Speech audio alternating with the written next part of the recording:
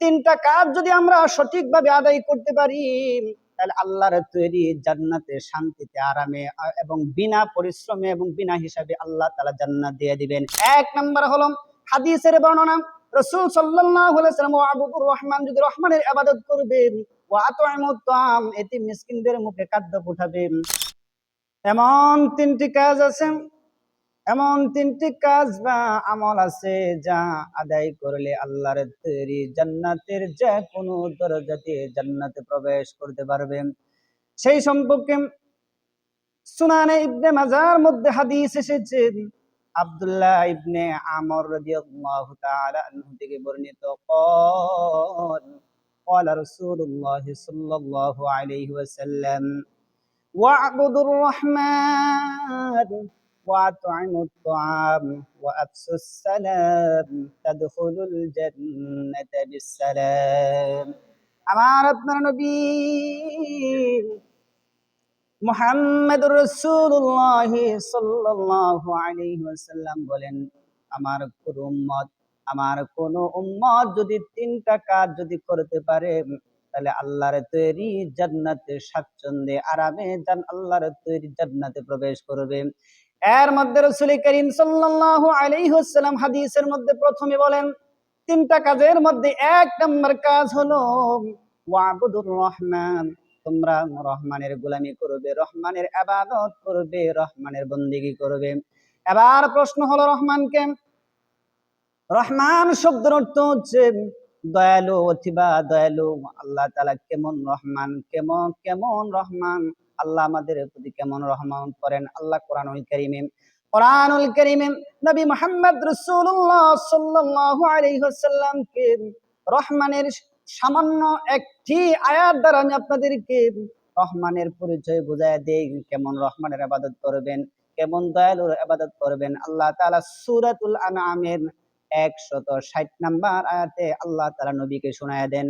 আল্লাহ তাআলা বলেন, মা জাআ বিল হাসানাতি ফালাহু আশরু আমসালিহা ওয়া মা জাআ বিসাইয়্যাতি ফালা তুজজা ইল্লা মিসলাহা ওয়া হুম লা ইউযলামুন।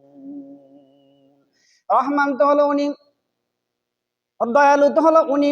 ওয়ামা জাআ বিল হাসানা, বান্দা যদি কোনো ভালো কাজ করার ইচ্ছা পোষণ করে, ভালো কাজ করার কোনো যদি নিয়ত পোষণ করে, সঙ্গে সঙ্গে আমলের ভিতরে আল্লাহ তাআলা একটি নেকি লিপিবদ্ধ করে দেন।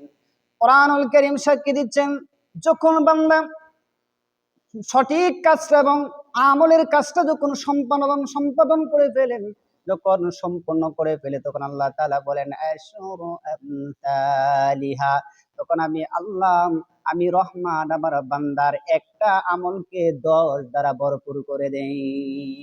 শুধু তাই নয়, রহমান কেমন, যদি বান্দা যদি গুনাহ করে, ওয়ামা জাআ বিসাইয়্যাতি ফালা তুজজা ইল্লা মিসলাহা ওয়া হুম লা ইউযলামুন। বান্দা যখন কোন গুনার কাজ করার ইচ্ছা করে, আল্লাহ ফেরেশতাদেরকে ডাক দিয়ে বলে, ফেরেশতারে আমার বান্দার আমলের মধ্যে গুনাহ লিপিবদ্ধ করবে না। যখন বান্দা গুনাহটা করে ফেলবে, তখন একটা গুনার বদৌলতে একটা গুনাহ লিখবে, বরং যেমন আমল যেমন একটা করলে 10 দ্বারা ভরপুর করে দেওয়া হয়, এই গুনাহ কিন্তু একটা করলে 10 দ্বারা ভরপুর করা হয় না। কারণ একটা গুনাহ করলে বান্দার আমলের মধ্যে একটা একবারই গুনাহ বহন করে। এই জন্য রহমান, শুধু রহমানের পরিচয় আরো নেন। রহমান এক নম্বর, রাসূল বলেন যে তিনটা কাজ করলে জান্নাতের স্বাচ্ছন্দ্যে আরামে আল্লাহর তৈরি জান্নাতে যাওয়া যায়। এর মধ্যে একটা হলো ওয়াবুদুর রহমান, মানে রহমানের ইবাদত করতে হবে। এবার প্রশ্ন হলো, রহমানের ইবাদত কত সময় পর্যন্ত করবেন? কোরআনুল কারীমে আল্লাহ তাআলা তার সাবমিট করেছেন, প্রমাণ করেছেন। আল্লাহ তাআলা কোরআনুল কারীমের মধ্যে আল্লাহ তাআলা নবীকে জানায়া দেন, সূরাতুল হিজরের 15 নম্বর সূরা 99 নম্বর আয়াতে আল্লাহ তাআলা বলেন, ওয়া'বুদ রাব্বাকা হাত্তা ইয়াতিয়াকাল ইয়াকিন, তোমার রবের ইবাদত এতক্ষণ পর্যন্ত করবে, ওয়াবুদ রাব্বাকা হাত্তা ইয়াতিয়াকাল ইয়াকিন, তোমার রবের ইবাদত ততক্ষণ পর্যন্ত করবে যতক্ষণ পর্যন্ত মালাকুল মউত কণ্ঠনালী পর্যন্ত ডিউটি না করবে। 2 নাম্বার হলো ওয়া আত'ইমুত তাআম, এতিম মিসকিনদেরকে খাদ্য দিবেন। আজকাল এই সমাজের মধ্যে আমরা এসে দেখেছি, এই বর্তমান পরিস্থিতির মধ্যে দেখেছি, এতিমদেরকে খাদ্য দিবে দূরের কথা, বরং এতিমদের ধন সম্পদ, খারাপ সম্পদের বিনিময়ে ভালো সম্পদ চাচা আত্মীয় স্বজনরা লুটপাট করে খাইতেছেন। কিন্তু রাসূল বলেন 3 কাজের মধ্যে 2 নাম্বার কাজ হলো আত'ইমুত তাআম, এতিম মিসকিনদেরকে খাদ্য দিবে, এতিম মিসকিনদের মুখে হাসি ফোটাবেন। 3 নাম্বার কাজ, যেই কাজ করলে আল্লাহ তাআলা জান্নাতের 8টা দরজা খুলে দিবে, এর মধ্যে 3 নম্বর কাজ হলো ওয়া আফসুস সালাম, বেশি বেশি করে বান্দা মানুষকে সালাম দিবে। কারণ সালাম শব্দটা হলো শান্তি, যেটা আল্লাহ পাকের একটি সিফতি নাম।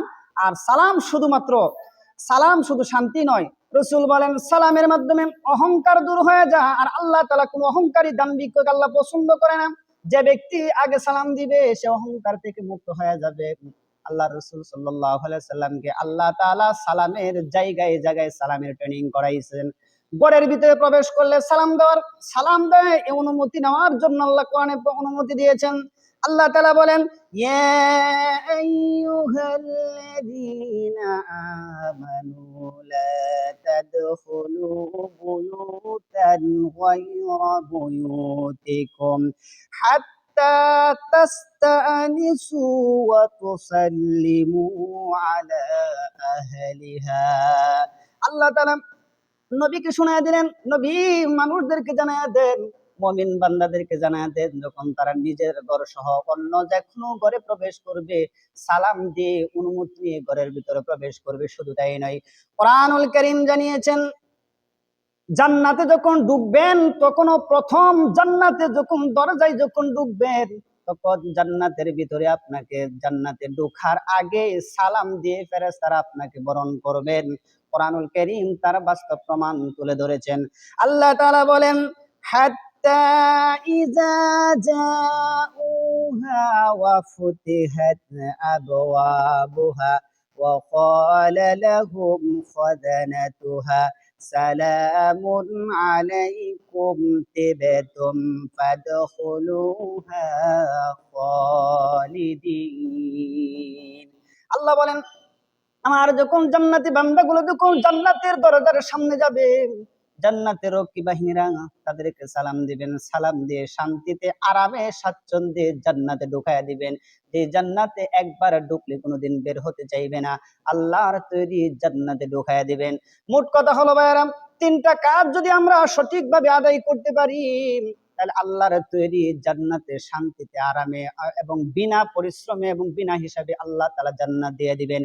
1 নাম্বার হলো হাদিসের বর্ণনা, রাসূল সাল্লাল্লাহু আলাইহি ওয়াসাল্লাম আবুদুর রহমান যদি রহমানের ইবাদত করবেন, ওয়া আত'ইমুত তাআম এতিম মিসকিনদের মুখে খাদ্য ফুটাবেন।